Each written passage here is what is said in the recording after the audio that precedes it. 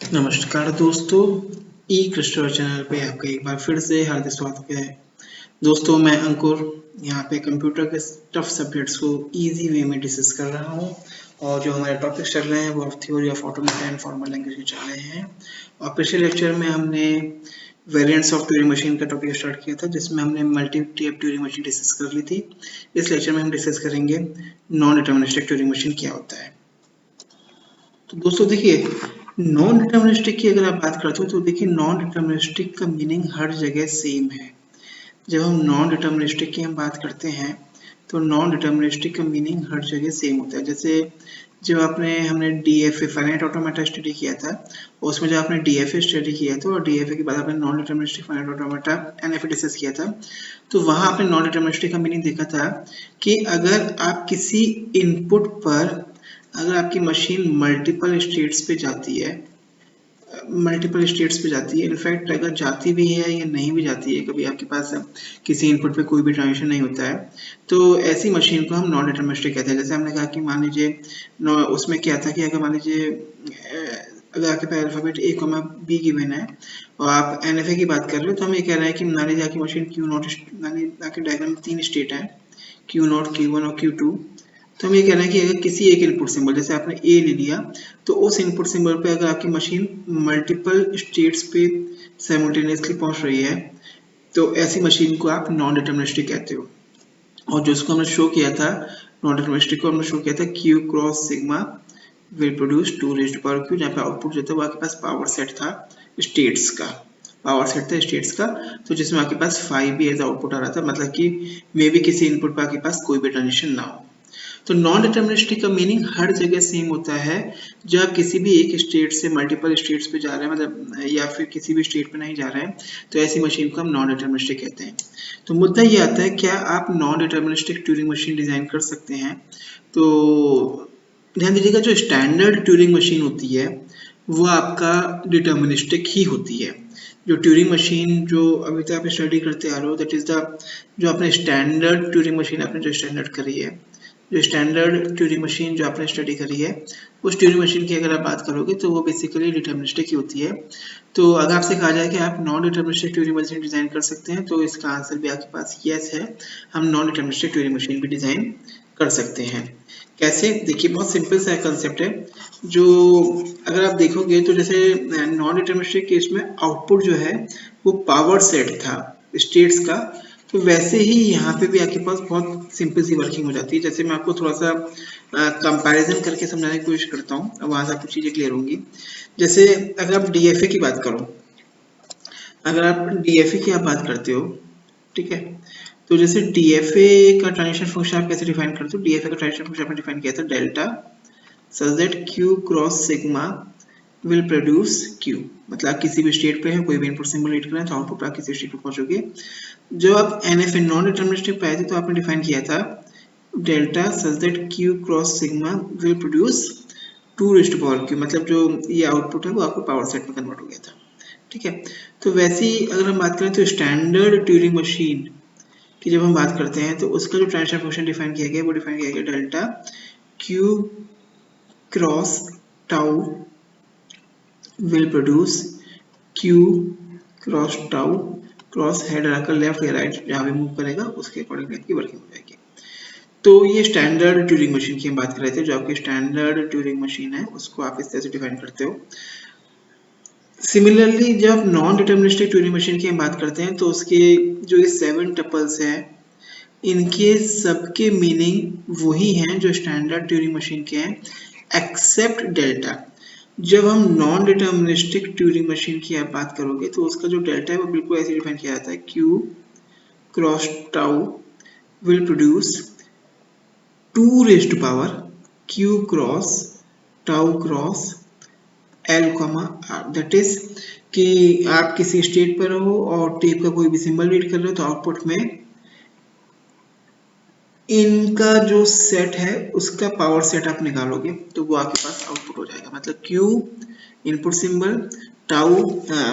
Tape का symbol और L और आर जो आपका हेडर का मूवमेंट है उसका जब आप पावर सेट बनाओगे तो वो आपके पास आउटपुट निकल के आ जाएगा नॉन डिटरमिनिस्टिक ट्यूरिंग मशीन के लिए। मतलब नॉन डिटरमिनिस्टिक ट्यूरिंग मशीन में भी यही है कि आप किसी स्टेट पर हो, कोई भी आप एक इनपुट सिंबल रीड कर रहे हो, ठीक है, तो मशीन आपकी मल्टीपल स्टेट्स पे जा सकती है, Q1 पे भी जा सकती है, Q2 पे भी जा सकती है, Q3 पे, ठीक है, मल्टीपल स्टेट्स पे जा रही है तो नॉन डिटरमिनिस्टिक ट्यूरिंग मशीन कहलाती है, ठीक है। बहुत ज़्यादा इसकी डिटेल में हम इसलिए जानने जा रहे हैं क्योंकि जैसे मैंने आपको पिछले लेक्चर में बताया था कि ये इनके वेरिएंट्स हैं, ये आपको पता होना चाहिए, लेकिन ये स्टैंडर्ड ट्यूरिंग मशीन से ज़्यादा पावरफुल नहीं है, उन्हीं के बराबर है। तो जो काम आप इन मशीन से करोगे वो सारे काम आप स्टैंडर्ड ट्यूरिंग मशीन से कर लेते हो, इसलिए हम जनरली इनको यूज़ कम करते हैं, ठीक है। लेकिन ये है कि आपके वर्क को फास्टर करने के लिए आप इन चीज़ों का यूज़ कर सकते हो, जैसे मल्टी रेट ट्यूरिंग मशीन है या आपके पास ऑफलाइन ट्यूरिंग मशीन है, इन वगैरह का आप यूज़ कर सकते हो, ठीक है। तो यहाँ पे अगर हम बात करते हैं इनकी, तो एक एग्जाम्पल जैसे आप देखो, मैंने यहाँ पे एक बहुत सिंपल से एग्जाम्पल लिया है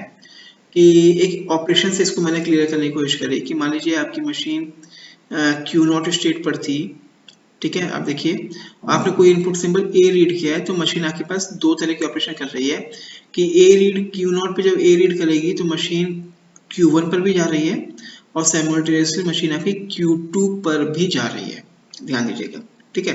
क्योंकि वो दोनों जगह जा रही है। और वो कह रहे हैं कि Q1 पे जब आप ए रीड करके मशीन Q1 पे जा रही है तो ए रिप्लेस हो रहा है बी से, हेडर जाएगा राइट पे, और जब आप Q2 पे पहुंच रहे हो तो ए रिप्लेस होगा सी पे, हेडर जाएगा लेफ्ट पे। ये ऑपरेशन डिफाइन करी तो उसकी वर्किंग को मैंने यहाँ पे क्लियर किया है, ठीक है। तो वर्किंग को मैं थोड़ा यहाँ पे क्लियर कर देता हूँ। जैसे अगर हम बात करें कि अगर जैसे आपने कहा फॉर एग्जाम्पल कोई स्ट्रिंग थी W is equal to triple है, वो आपने टेप पे पास कराई थी, ठीक है, और ये आपके पास टेप है, ठीक है, मान लीजिए ये स्ट्रिंग आपने पास कराई है, यहाँ पे टेप है,